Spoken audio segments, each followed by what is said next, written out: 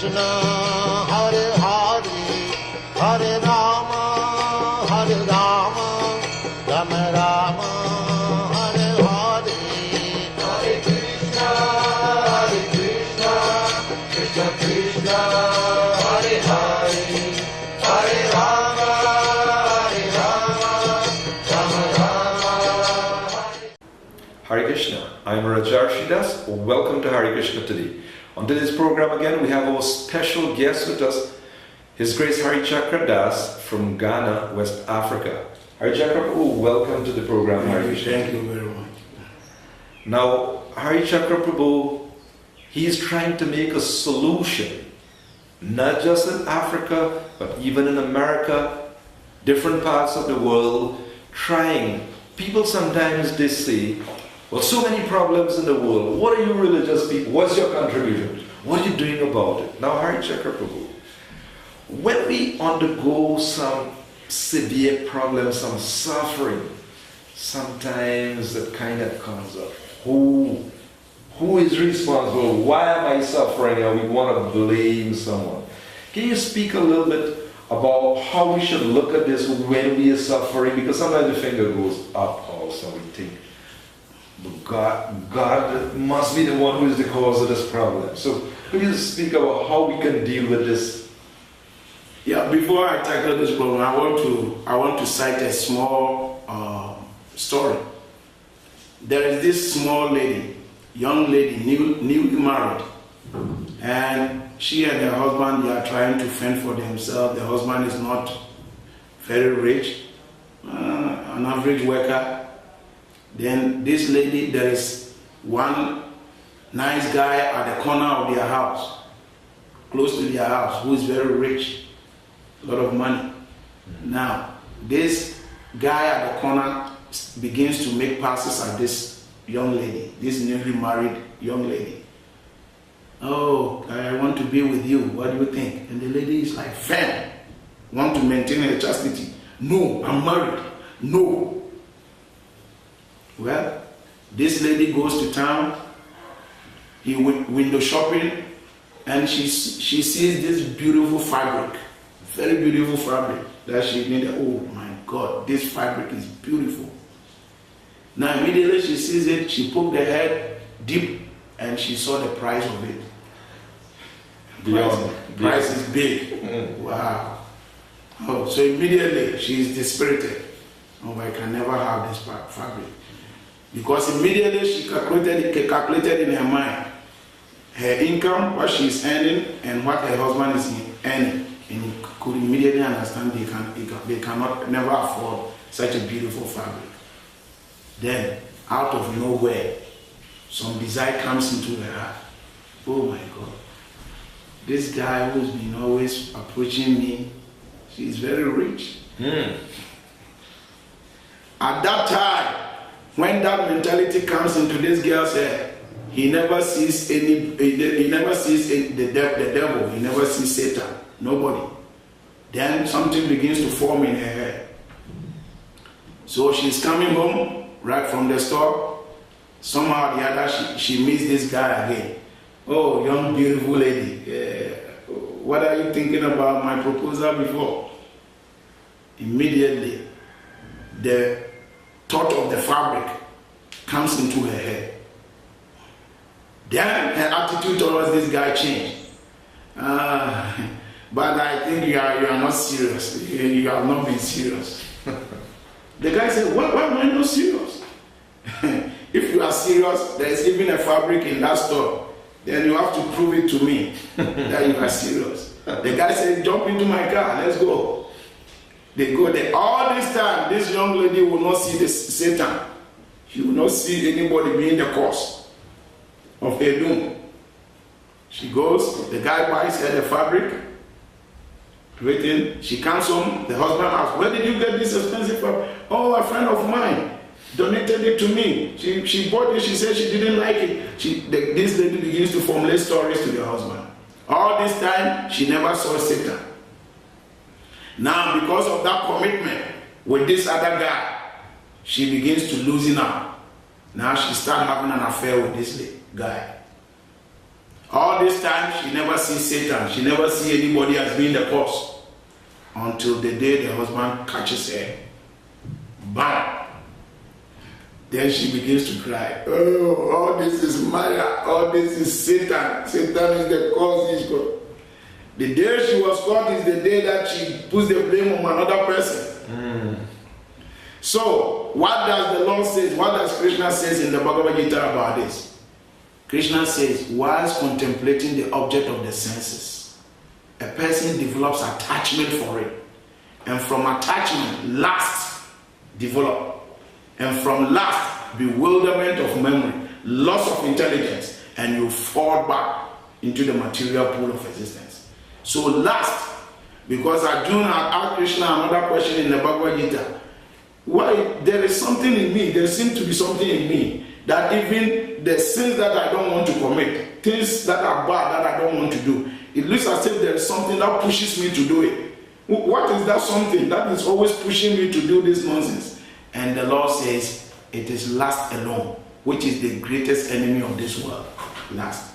So the idea is, whatever is coming upon us, what we have not sown, nature will never allow the reaction to come upon us.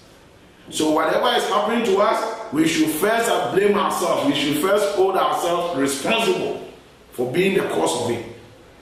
Now, even in metaphysical science, it is understood that if two people have a problem, and one of them, even though he might be right, accepts that I'm at fault, 50% of the problem is already solved. But unfortunately in the world today, nobody wants to take the blame. Everybody wants to point hands to other people. And it's easy. Actually, it's the most easiest thing in this world is to point fingers at others. And that is exactly what we are doing now. So, the suffering we are suffering, nobody can point finger to any other person but ourselves. And in my country, there is a saying that if you point your finger like this to somebody, the rest of the hands points at you. So if three is pointing at you and only one is pointing at somebody, then you should know that most of the fault is from you. What about this basic, this common understanding as you sow, so shall ye reap, right? Where you make your treasure, there you shall be. So in other words, from the very beginning of this lifetime, we are reaping something, so could you speak a bit, because there are a lot of people, if we call this thing karma, they say, right, those Hindu people believe, right? So could you speak a little bit how that's a universal principle and not just, in other words, this thing about reincarnation, could you speak about that? How is a universal principle and not just some Hindu belief or something like that? Yeah, even physical law says that, because the Newton's first law says for every reaction there is equal and opposite reaction. So if you hit the floor with your palm, bam, the force with which your hand went, the same pain comes to the hand. So for every action that you perform, there is equal and opposite reaction. That one is a physical law, it's a metaphysical law, and it's a spiritual law. You can, wherever you look at it, that law is there. It's not a matter of somebody's belief. It's not a matter of somebody's belief. So even when we put religion aside, this law is perfectly operating in this world. So the law of karma is not somebody's concoction, but that is the law that makes this world understandable. Because how come a businessman is doing business? What is the purpose of his doing it? He wants profit. So if there is no reaction to his activities that he's doing, then why would he even go into business in the first place? So whatever you are doing, you are expecting a reaction to come. But the unfortunate thing in this world is that even though we are doing something, but we are doing something negative, but we don't expect a negative reaction. We want a positive reaction. Look, take for instance a thief, a pickpocket. It has already been stated that if you pick someone's pocket and you are caught, you will be beaten. Now, he is in town, there is a big crowd. He's trying to put his hand in somebody's pocket. He's not thinking of the reaction. Now, pam, the person caught him. The person turned his face and there's a big slap. Pam! Now he's blaming the slap on somebody else. Already the law says if you pickpocket, the reaction will be a slap. Now you pick the pocket and now the reaction is coming and you want to blame somebody for the reaction. So the idea is we should understand that the law of karma is perfectly active, and this is the way it acts. Take for instance, there are two farmers who are farming. Now, in the year 2009, farmer A was very serious with his farming. So the produce he had was very good yield of grains. Very good yield. Big grains, nice healthy grains. Farmer B was very lazy. So he got a very bad yield. There were a lot of termites in his grains, very poor grains. But at the end of the year, when they harvested, Farmer A put his harvest in the silo. Farmer B also put his harvest in his silo. But silo is like that we put it on top and open it from the bottom when we want to get it. Now, the following year, 2010, Farmer B learned his lesson properly. Now this time he was very serious. Farmer A was very complacent. Oh, I got a good yield, so whether I strive or not, things will be okay. So this time Farmer A got a very bad yield. And Farmer B, having learned his lesson from previous year, got a very good yield. Now at the end of the season, everybody put again his grains on the silo. But amazingly, this year, the customers who were buying, they did not come last year. So they only saw the yield this year. So automatically, all the customers who came, they all went to Farmer B because they saw his yield was very good. They all went to him. And when it was time for him to sell to them, he opened the silo and bad grains started coming out. What? Those who went to Farmer A, he opened his silo and very good grains are coming out. So immediately, human nature, we start saying things. Oh, Farmer A is making some voodoo on this Farmer B. God is not merciful. Why is it that Farmer B has got such a good yield, and when it's time for him to sell, bad thing is coming out of his silo? And they will put blame on God. They will tell God is not merciful, God is a wicked God, so many things.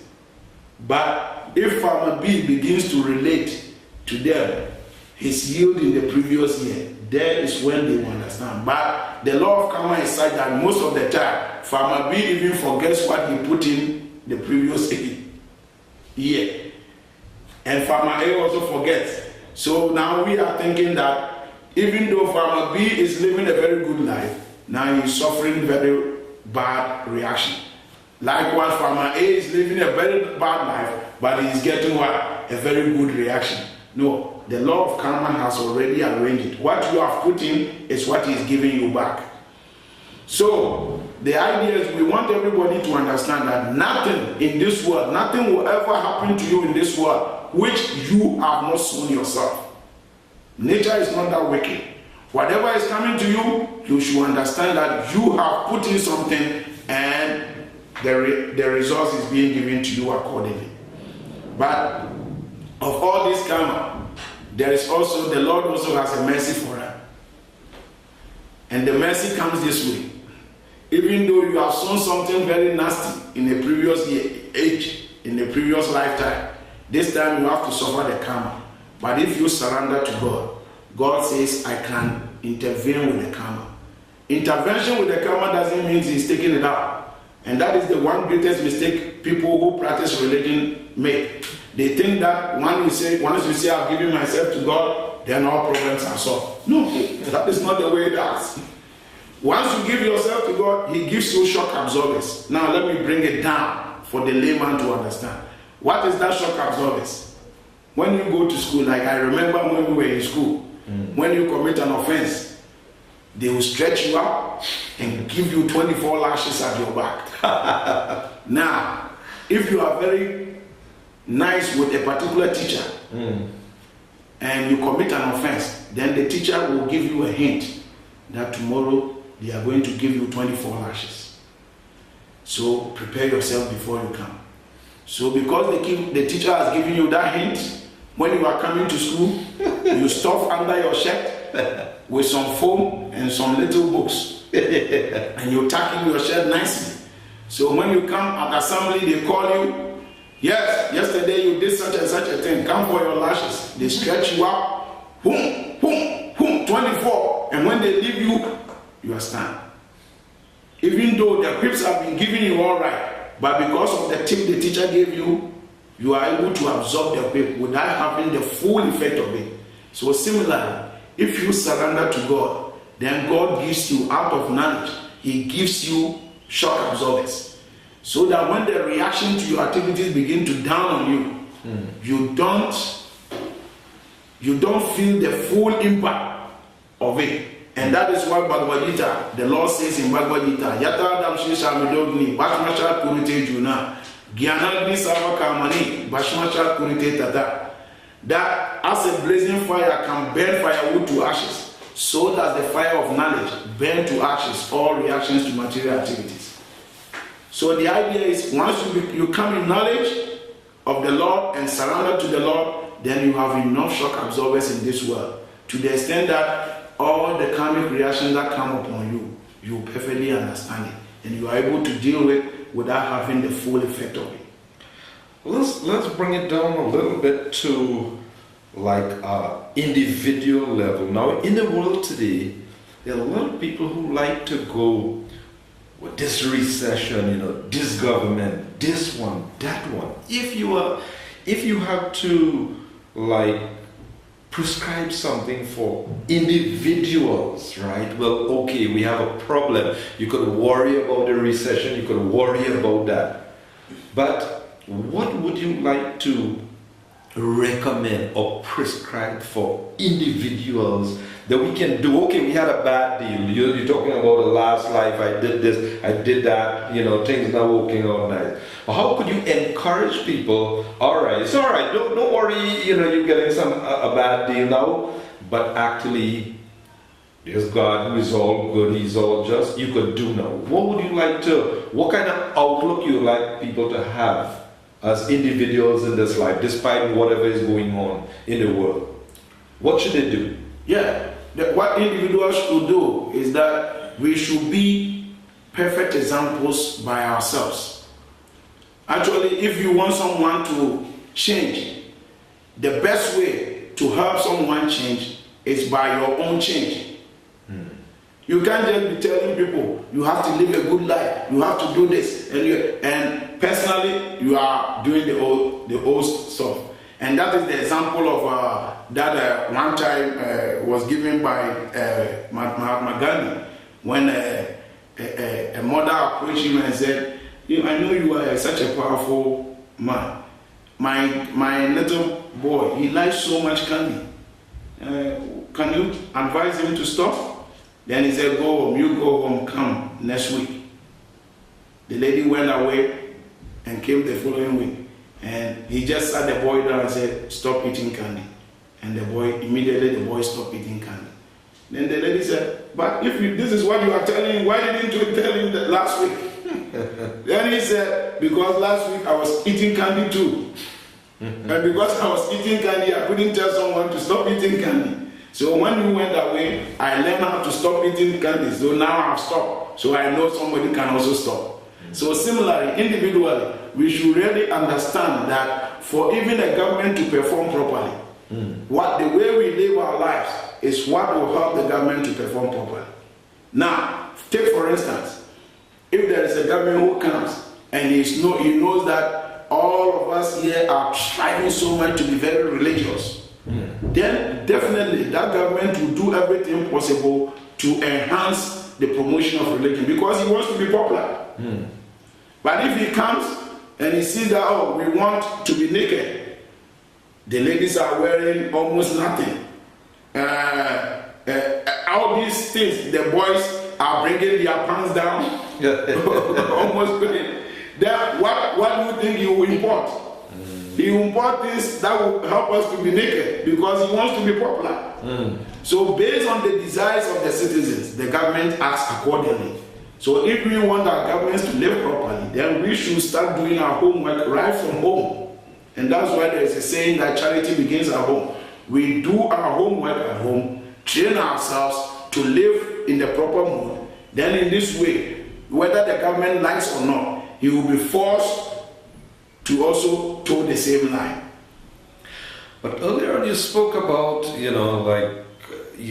this desire, and Krishna, he said, or Arjuna, he said, baladiva, as if by force, something is pushing as if by force. Now, people generally in the world today, they're attracted, the television, the internet, this.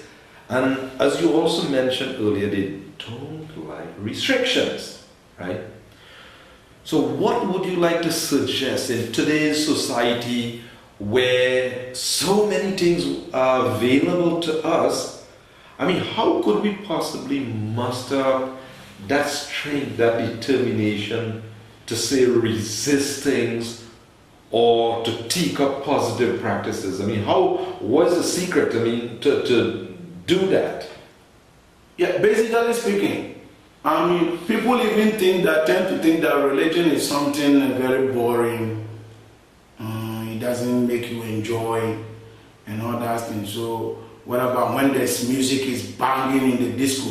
Why should I abandon it and just go and follow these people and be bored or something? No, but that is not that. We should always replace the lower taste with the higher taste. In other words, let's give this example. When you have a little girl who has taken a razor blade, and playing with it, the razor blade is not good for this baby. The baby can harm herself or himself.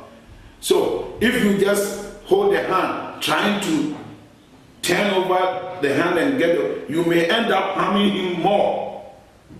So the intelligent mother or the intelligent parent will look at something the baby likes most, sugar candy. Then he will hold up the sugar candy. So give me that blade and take this. Then the baby will willingly give up the blade without any struggle and take up the candy.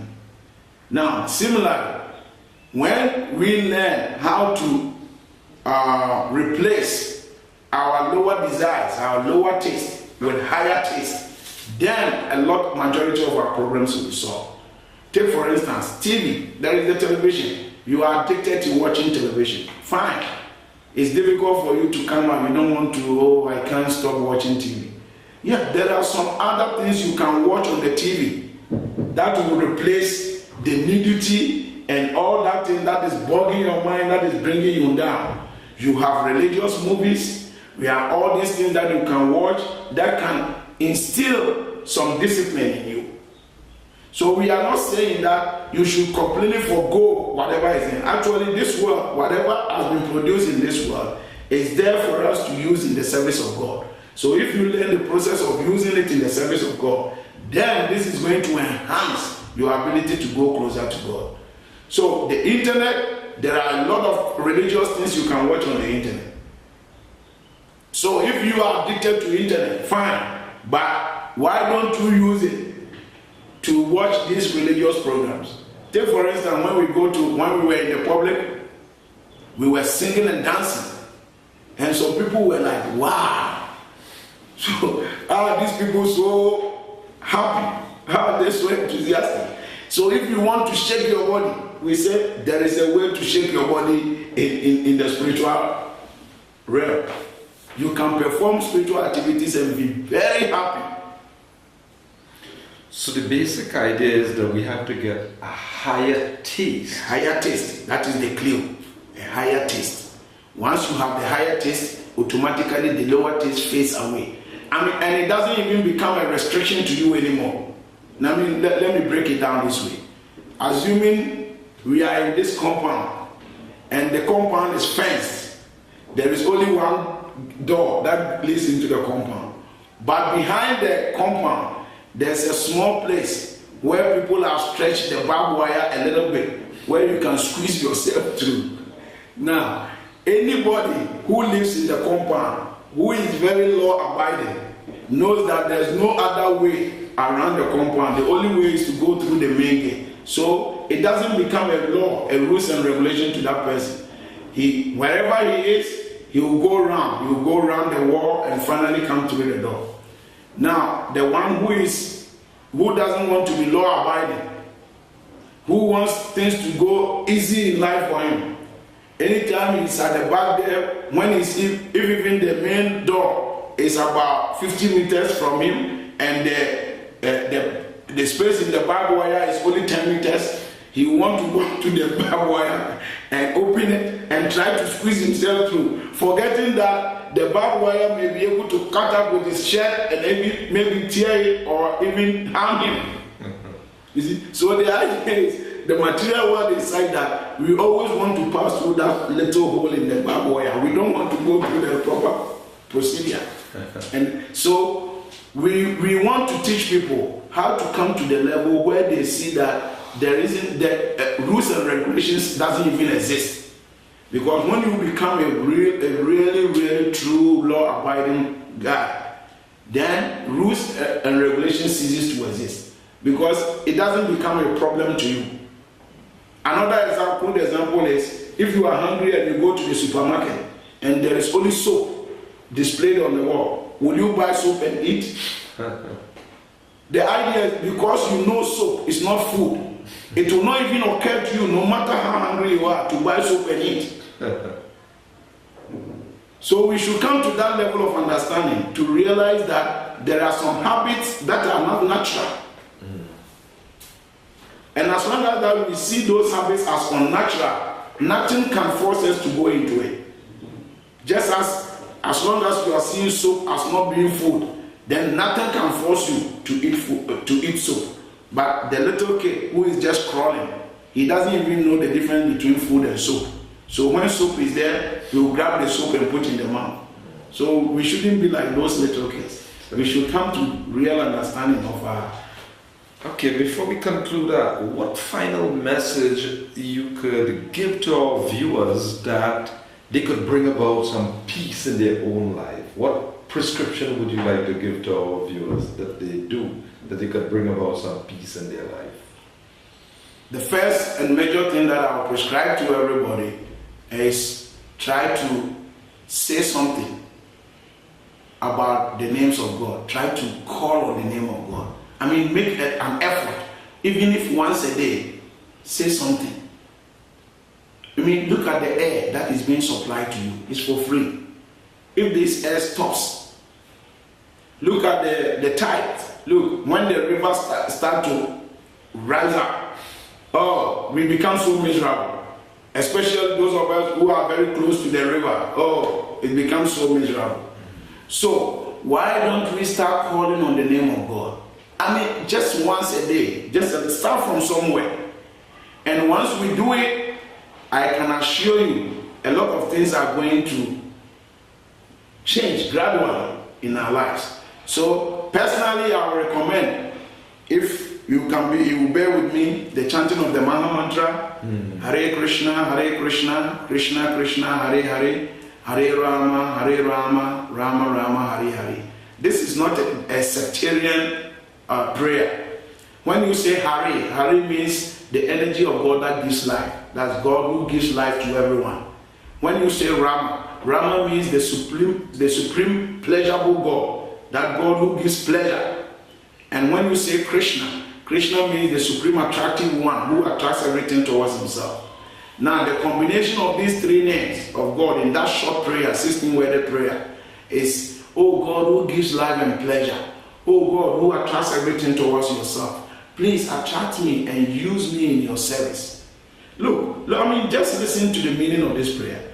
If you are always begging God to attract you and use you in his service, then you'll be surprised to know that whatever hinders you from going close to him, he will take it out of your life so that you can smoothly come towards him.